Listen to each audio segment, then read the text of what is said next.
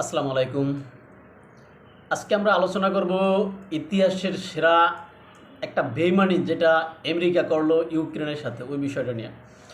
এখন আপনারা বলতে পারেন যে আসলে কিভাবে ইউক্রেন মানে ইতিহাসের সেরা বেইমানি ইউক্রেনের সাথে আমেরিকা করলো, সেই বিষয়টা হচ্ছে যা যখন আপনারা দেখেন যে ইউক্রেন রাশিয়া যুদ্ধের শুরু থেকে এই যুদ্ধে রাশিয়ার বিরুদ্ধে ইউক্রেনকে যেভাবে উস্কে দিয়েছিল এই আমেরিকা, উস্কে দিয়ে রাশিয়ার বিরুদ্ধে যেভাবে জ্বালানি সরবরাহ করছে বলা যায়। জ্বালানি সরবরাহ কি যত প্রকার সহায়তা আছে মোটামুটি কম দেয় না আমেরিকা।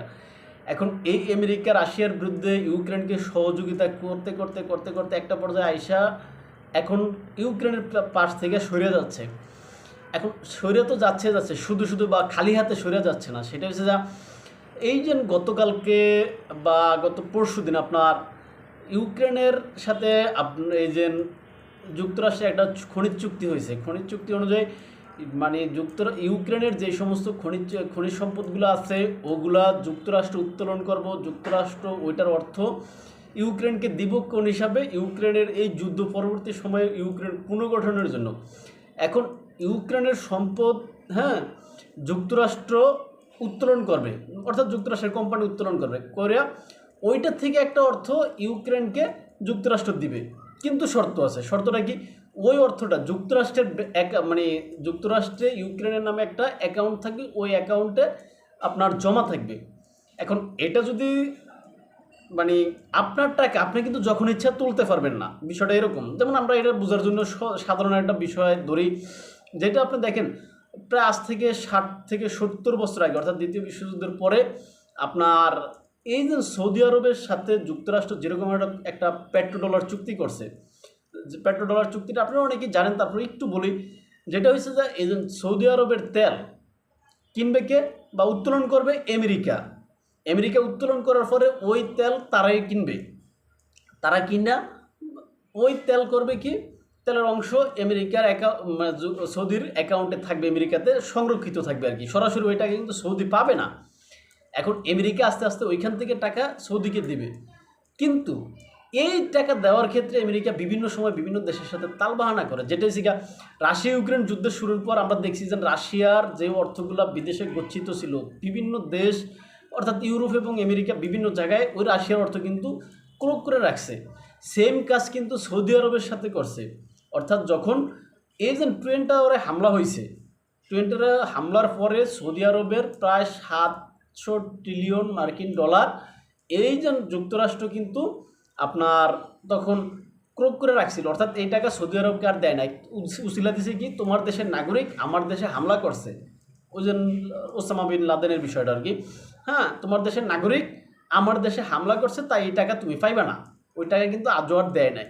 এখন আপনারা বলতে পারেন সৌদি আরব তাহলে এই চুক্তি রাখছে কেন? কিন্তু সৌদি আরবের কিচ্ছু করার না, এটা একতরফা একটা চুক্তি।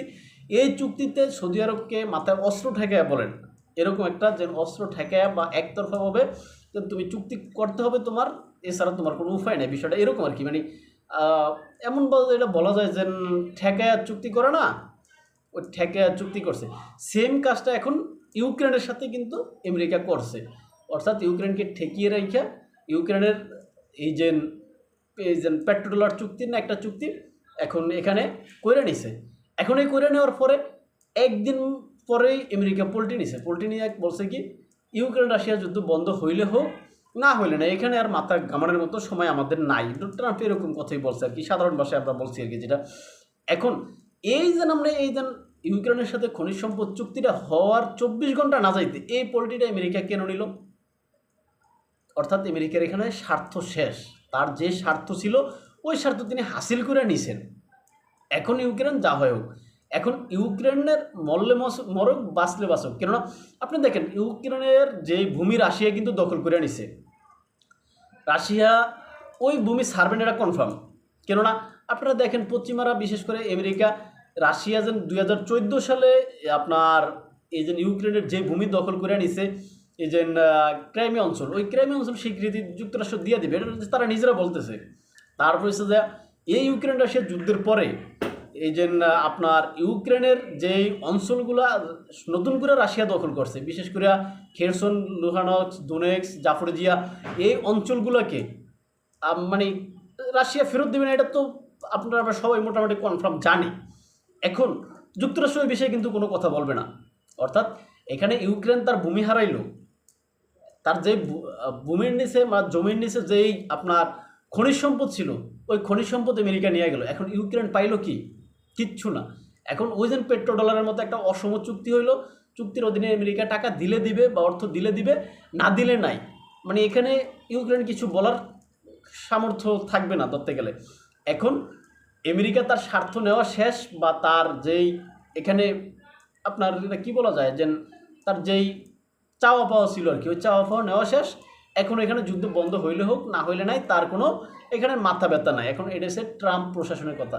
এখন এখানে একটা বিষয়, মজার বিষয় যেটা হচ্ছে যে বর্তমান বিশ্বে এই যে ডোনাল্ড ট্রাম্পকে বা আমেরিকা যেই বিশ্ব মোড়ল, এখন একজন বিশ্ব মোড়ল যদি এরকম করে তার বন্ধুর সাথে, এখন তার বন্ধুর সাথে, ইউক্রেন কিন্তু তার বন্ধু রাষ্ট্র ছিল বা এখনও আছে, এই বন্ধুর সাথে সে এই অসম চুক্তি করে নিজের স্বার্থ হাসিল করে নেয়। এখন তাদেরকে মানুষ কতটা বিশ্বাস করবে বা তাদের এই নীতিটা আসলে কতটা বাস্তবসম্মত সেটি আসলে দেখার বিষয়।